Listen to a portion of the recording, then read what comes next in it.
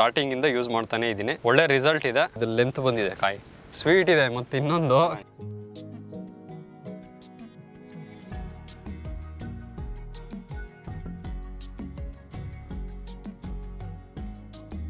ನಮಸ್ಕಾರ ರೈತ ಬಂಧುಗಳೇ. ಬಳ್ಳಿ ಬೆಳೆಗಳಲ್ಲಿ ಹೆಚ್ಚು ಬೆಳೆಯಲ್ಪಡುವ ತರಕಾರಿ ಬೆಳೆ ಸೌತೆ. ಬಿರು ಬೇಸಿಗೆಯಲ್ಲಿ ಬೇಡಿಕೆ ಹೆಚ್ಚಿರುವ ಸೌತೆಯನ್ನು ಬೆಳೆದಿರುವುದು ಯುವ ಕೃಷಿಕರಾದ ಭರತ್ ಕುಮಾರ್ ರವರು. ಪದವೀಧರರಾದ ಇವರು ಸಾವಯವದಲ್ಲಿ ಸೌತೆ ಬೆಳೆಯುವ ನಿರ್ಧಾರ ಮಾಡಿ ಸುತ್ತಲಿನ ರೈತರು ನೋಡುವಂತೆ ಸೌತೆ ಬೆಳೆದು ತೋರಿಸಿದ್ದಾರೆ. ರಸ್ತೆ ಬದಿಯಲ್ಲೇ ಇರುವ ಈ ತೋಟ ಇತರರ ಗಮನ ಸೆಳೆಯುತ್ತಿದೆ. ಏನಿದು, ಈ ಭಾಗದಲ್ಲಿ ಯಾರೂ ಬೆಳೆಯದ ಸೌತೆ ಬೆಳೆದಿದ್ದಾರಾ ಅಂತೀರಾ? ಹಾಗಾದರೆ ಯುವ ರೈತನ ಮಾತನ್ನು ನೀವೇ ಕೇಳಿ.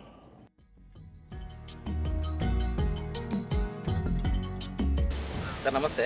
ನಮಸ್ತೆ ಸರ್, ನಿಮ್ಮ ಹೆಸರು? ಭರತ್ ಕುಮಾರ್. ಯಾವ ಊರು ಸರ್ ಇದು? ಇದು ತೆನಿಯೂರು. ತೆನಿಯೂರು ಯಾವ ಹೋಬಳಿ, ಯಾವ ತಾಲೂಕು? ಇದು ಸುಲಬೆಲೆ ಹೋಬಳಿ, ಹೊಸಕೋಟೆ ತಾಲೂಕು ಬರುತ್ತೆ. ಸರ್, ಇದು ಕುಕುಂಬರ್ ಸೌತೆಕಾಯಿ ಮಾಡಿದ್ದೀರಾ? ಹೌದು. ಯಾವ ಪದದಲ್ಲಿ ಸೌತೆಕಾಯಿ ಮಾಡ್ತಾ ಇದ್ದೀರಾ ಸರ್? ಇದು ಸಾವಯವ ಕೃಷಿ ಮಾಡ್ತಾ ಇದ್ದೀನಿ ನಾನು. ಆರ್ಗ್ಯಾನಿಕ್ ಸಾವಯವ ಕೃಷಿನೇ ಮಾಡಬೇಕು ಅಂತ ಯಾಕೆ ನಿಮಗೆ ಹುಮ್ಮಸ್ಸು, ಮತ್ತೆ ಯಾಕೆ ಇದರಲ್ಲಿ ಆಸಕ್ತಿ ಜಾಸ್ತಿ? ಯಾಕೆ ಅಂತಂದರೆ, ಈಗ ಇದಕ್ಕೆ ಮುಂಚೆ ನಾನು 2 ಎಕರೆ ಚೇಪೆ ತೋಟ ಹಾಕಿದ್ದೆ. ಎಲ್ಲ ಕೆಮಿಕಲ್ ಯೂಸ್ ಮಾಡಿ ಬೆಳೆದೆ. 2 ವರ್ಷ ಬೆಳೆದೆ, ದೊಡ್ಡ ಗಿಡ ಆದವು. ಲಾಸ್ಟಲ್ಲಿ ಫಸ್ಲು ಬರೋಷ್ಟರಲ್ಲಿ ನನಗೆ ಗಿಡ ಸತ್ತೋಗ್ಬಿಡ್ತು. ಸರಿ, ಏನು ಮಾಡಿದೆ, ನೀರು ಕಡಿಮೆ ಇತ್ತು, ನೀರಾವರಿ ಮತ್ತು ಒಂದು ಬೋರ್ ಹಾಕ್ಸಿ ನೀರಾವರಿ ಬಂತು. ಇದು ಯಾಕೆ ಈ ಥರ ಹಿಂಗೆ ಆಗ್ತಾಯಿದೆ ಅಂದ್ಬಿಟ್ಟು ಎಲ್ಲ ಕಿತ್ತಾಕಿ ನೋಡಿದೆ, ಭೂಮಿನ ನೋಡಿದೆ ಫಸ್ಟು. ಏನಿದೆ, ಈ ಥರ ಮಾಡಿದ್ರೆ ಆಗಲ್ಲ. ನಮ್ಮ ಅಪ್ಪ ಅವರು ಇದ್ದಾಗಿಂದ, ಎಷ್ಟು ಉದ್ದ ಇದ್ದಾಗಿಂದ ನಾವು ವ್ಯವಸಾಯ ನೋಡ್ಕೊಂಡು ಬಂದಿದ್ದೀವಿ. ಅವ್ರು ಹೆಂಗೆ ಮಾಡ್ತಾಯಿದ್ರು, 1 ಎಕರೆಗೆ ಆ ಟೈಮಲ್ಲಿ 5 kg 10 kg ಯೂರಿಯಾ ಯೂಸ್ ಮಾಡ್ತಾಯಿದ್ದಂಥವ್ರು ಈಗ ಎಕರೆಗೆ 4 ಮೂಟೆ 5 ಮೂಟೆ ಯೂಸ್ ಮಾಡೋ ಥರ ಬಂದ್ಬಿಟ್ಟಿದೆ ಪರಿಸ್ಥಿತಿ. ಮುಂದೆ ಹೋಗ್ತಾ ಹೋಗ್ತಾ ಇನ್ನು 20 ವರ್ಷಕ್ಕೆ ನಮ್ಮ ತೋಟಗಳು ಏನಕ್ಕೂ ಆಗಲ್ಲ, ಈ ಭೂಮಿಗಳು. ಈ ಅಕಸ್ಮಾತ್ ನಮ್ಮ ಮಕ್ಕಳು ಓದಿದೆ, ಈಗೇನು ಅಪ್ಪಪ್ಪಲ್ಲಿಗಳು ಬಿತ್ಕೊಂಡು ಎಲ್ಲ ಅಕಸ್ಮಾತ್ ಆದ್ರೂ ಲಾಸ್ಟ್ಗೆ ನೀರಿದೆ ತಡಿಯಪ್ಪ, ನಮ್ಮಪ್ಪ ಜಮೀನು ಮಾಡಿ ಇಟ್ಬಿಟ್ಟವನೇ, ತಡಿ ತೋಟ ಮಾಡ್ಕೊಂಬಿಟ್ಟು ಬದುಕ್ಬಿಡೋಣ ಅಂತ ಬರ್ತಾರಲ್ಲ, ಅವಾಗೇನಾಗುತ್ತೆ, ಭೂಮಿ ಅದು ಫಲ ಕೊಡಲ್ಲ. ಅದು ನಾನು ಯಾವಾಗೋ ಇದು ಕೆಲಸದಲ್ಲೂ ಅಷ್ಟೇ, ತಿಂಗಳಿಗೆ 30 ದಿನಕ್ಕೆ ಕೆಲಸಕ್ಕೆ ಹೋದ್ರೇ ಆಗೋದು. ನಾನು 1 ದಿನ 2 ದಿನ ಹೋಗಿ ಸಂಬಳ ತೊಗೊತೀನಿ ಅಂದರೆ ಆಗಲ್ಲ. ಸೊ ಅದಕ್ಕೆ ನೆಕ್ಸ್ಟ್ ಫ್ಯೂಚರ್ಗೆ ಜನ್ರೇಷನ್ಗೆ ಭೂಮಿ ಕರೆಕ್ಟಾಗಿರಲಿ. ಈ 5 ನೇಗ್ಲಾಕ್ತಾರೆ, 3 ನೇಗ್ಲಾಕ್ತಾರೆ, ಎಲ್ಲ ವೇಸ್ಟು. ಎತ್ತಲ್ಲಿ ಉಳುಮೆ ಮಾಡಬೇಕು, ಇಲ್ಲ ಕಲ್ಟಿವೇಟ್ರು. ಏನೋ ಟೆಕ್ನಾಲಜಿ ಬಂದಿದೆ, ಓಕೆ, ಕಲ್ಟಿವೇಟ್ರಲ್ಲಿ ಉಳುಮೆ ಮಾಡಿಕೊಂಡು ಒಂದು 4 ಇಂಚು ಉಳ್ಬೇಕು ಅಷ್ಟೇ. ಇದು ಇಲ್ಲಾಂದರೆ ಎರೆಹುಳುಗಳು ಬಂದಿದ್ರು, ಈಗ ಅಕಸ್ಮಾತ್ ನಾನು ನೆಕ್ಸ್ಟ್ 3 ನೇಗ್ಲು ಸಿಂಗಲ್ ನೇಗ್ಲು ಹಾಕ್ತೀನಿ ಅಂತಂದರೆ ಆ ಎರೆಹುಳುಗಳು ನಾಶ ಆಗೇ ಆಗುತ್ತೆ, ಹೊರಟೋಗುತ್ತೆ. ಸೊ ಅದಕ್ಕೆ ಸಾವಯವ ಕೃಷಿ ಮುಂದಿನ ಫ್ಯೂಚರ್ಗೆ, ಅಕಸ್ಮಾತ್ ನಾನು ವಯಸ್ಸಾಗಿ ಮುದುಕನಾಗಿ ರಿಟೈರ್ಡ್ ಆಗಿ ಬಂದಮೇಲೆ ಅಕಸ್ಮಾತ್ ಕೆಲಸಕ್ಕೆ ಹೋಗಿ ಬಂದು ಮತ್ತೆ ಕೃಷಿ ಮಾಡೋಕ್ಕೆ ಯೋಗ್ಯ ಇರಲಿ ಅಂತ ಹೇಳ್ಬಿಟ್ಟು ಮಾಡ್ತಾ ಇದ್ದೀನಿ ಅಷ್ಟೇ.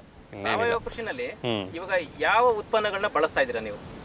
ಇದು ಪ್ರಗತಿ ಅಂದ್ಬಿಟ್ಟು ಸಾವಯವದು, ಅದು ಆರ್ಗ್ಯಾನಿಕ್ಕು. ಆ ಕಂಪ್ನಿದು ನಾನು ಸ್ಟಾರ್ಟಿಂಗಿಂದ ಯೂಸ್ ಮಾಡ್ತಾನೇ ಇದ್ದೀನಿ. ಒಳ್ಳೆ ರಿಸಲ್ಟ್ ಇದೆ. ಈಗ ಫಸಲು ತುಂಬ ಚೆನ್ನಾಗಿ ಬಂದಿದೆ. ನಮ್ಮೂರವರದಲ್ಲಿ ಬೇರೆ ತೋಟಗಳಿಗೆ ಕಂಪೇರ್ ಮಾಡಿದ್ರೆ ನಂದು ಪರವಾಗಿಲ್ಲ ಅನ್ನೋ ಮಟ್ಟಕ್ಕಿದೆ. ಏನೇನು ಕೊಟ್ಟರೆ ಸರ್ ಪ್ರಗತಿ ಆರ್ಗಾನಿಕ್ಸ್ ಉತ್ಪನ್ನದಲ್ಲಿ? ಅದು ನಾನು ಇನ್ನೂ ಡೀಪಾಗಿ ಸ್ಟಡಿ ಮಾಡಿಲ್ಲ, ಬಟ್ ಅದರ ಕಿಟ್ಗಳು ಕೊಟ್ಟರು 1-2 ಟೈಮು ಬಿಟ್ಟೆ. ಮತ್ತು ರೂಟ್ ಝೈನ್ ಅಂದ್ಬಿಟ್ಟು ಬೇರೆ ಡೆವಲಪ್ಮೆಂಟಿಗೆ ಒಂದು ಬಿಟ್ಟೆ ಒಂದು ಸರಿ. ಮತ್ತು ಈಗ ಗಿಡ ಸಾಯ್ತಾ ಇತ್ತು, ಸೊ ಒಂದು 3 ಡೇಸ್ ಮುಂಚೆ ಬಿಟ್ಟಿದ್ದೀನಿ. ಒಳ್ಳೆ ರಿಸಲ್ಟ್ ಇದೆ. ಗಿಡ ಸಾಯ್ದಿರ ನಿಂತ್ಕೊಂಡು ಗಿಡ ಡೆವಲಪ್ಮೆಂಟ್ ತುಂಬ ಗ್ರೀನಿಶ್ ಆಗಿದೆ, ಚೆನ್ನಾಗಿದೆ.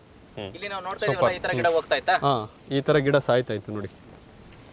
ಒಂದು ಗಿಡ ಸಾಯ್ತು ಫಸ್ಟು, ಅವರು ನಿಮ್ಮ ಇದು ಕಿಟ್ ಕೊಡೋದು ಲೇಟ್ ಮಾಡಿದ್ರು.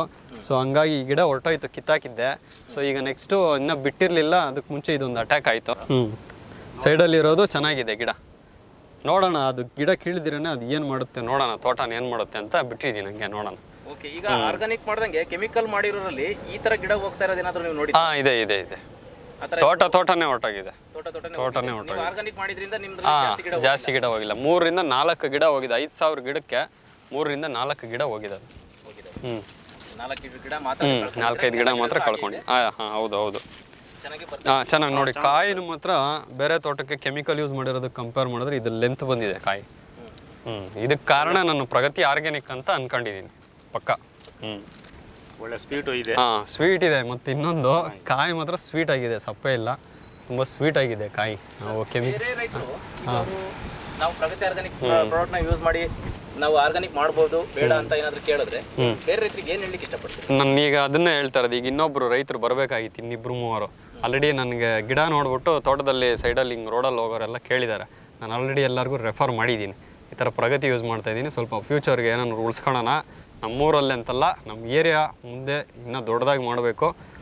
ಕಾನ್ಫಿಡೆಂಟ್ ಇದೆ ಹಾಂ ಪ್ರಾಡಕ್ಟ್ ಮೇಲೆ ನಂಬಿಕೆ ಮಾಡಿಸ್ಬೇಕು ಅಂತ ನಾನು ಅನ್ಕೊಂಡು ಇವಾಗ ನಮ್ಮವ್ರಿಗೆ ತೊಂಡೆ ಗಿಡಕ ಮಾಡ್ಬೇಕಂತಿದ್ದೀವಿ ಈ ಆಗ್ಲ ಗಿಡ ಉಣ್ತೀವಿ ಇವ್ರು ನಮ್ಮ ಅಣ್ಣನೇ ದೊಡ್ಡಪ್ಪ ಮಗ ಅದು ತೊಂಡೆ ಗಿಡನ ಹಾಲು ಆಗ್ಲ ಗಿಡ ಆಗ್ಲಿ ಗಿಡ ಬಿಟ್ಟರ್ ಗಾರ್ಡ್ ಉಣ್ಬೇಕಂತಿದ್ದೀವಿ ಈಗ ನಾರು ಉಣ್ತೀವಿ ವಾರದೊಳಗೆ ಅದರಲ್ಲಿ ಅದಕ್ಕೆ ನಾನು ಇದನ್ನೇ ಮಾಡ್ಸೋಣ ಅಂತ ಹೇಳಿ ಎಲ್ಲ ಇದು ಮತ್ತೆ ಸೋರೆ ಗಿಡ ಒಬ್ರು ಮಾಡ್ತಾ ಇದ್ರು ಆಲ್ರೆಡಿ ಅಂಬರೀಷ್ ಅಂದ್ಬಿಟ್ಟು ಅವ್ರು ಬರಬೇಕಾಗಿತ್ತು ಏನೋ ಹಸುಗಳು ಮೇವು ಅದು ಇದು ಅಂತವ್ರೆ ಅವರು ಇನ್ನೂ ಬೇಸಾಯ ಏನು ಹಾಕ್ದಿರ ಇಂಡಿಗಳು ಹಾಕಿ ನನಗೋಸ್ಕರ ಕಾತ್ಕೊಂಡವ್ರೆ ಅವರು ಕೊಡ್ಸು ಪ್ರಗತಿ ಅಂತ ಮತ್ತೆ ಬೀಡಿಗನಹಳ್ಳಿವರೆಗೂ ಹೋಗಿದೆ ಬೀಡಿಗನಹಳ್ಳಿ ನನ್ನ ಫ್ರೆಂಡು ಅವನು ರೋಸಾ ಗಿಡಕ್ಕೆ ಮಾಡಬೇಕು ಅಂತ ಕೇಳಿದ್ದಾನೆ ಅದಕ್ಕೂ ಅವನಿಗೆ ಕಿಟ್ಟು ಹೇಳಿದ್ದೀನಿ ಅವನಿಗೂ ಅದೇ ಮಾಡಿಸ್ತಾ ಇದ್ದೀನಿ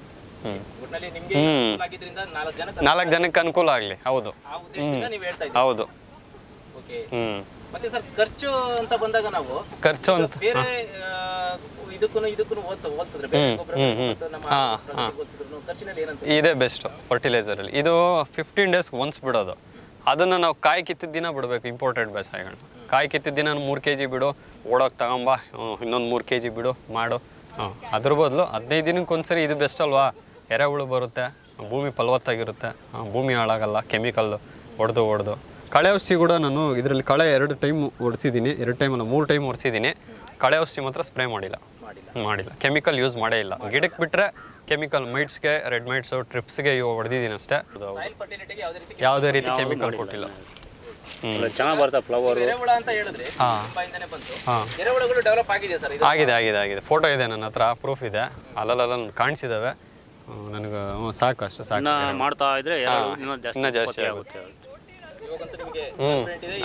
ಫುಲ್ ಕಾನ್ಫಿಡೆಂಟ್ ಇದೆ ಥ್ಯಾಂಕ್ ಯು ಧನ್ಯವಾದಗಳು ಈ ವಿಡಿಯೋ ನಿಮಗೆ ಇಷ್ಟವಾದಲ್ಲಿ ಲೈಕ್ ಮಾಡಿ ಶೇರ್ ಮಾಡಿ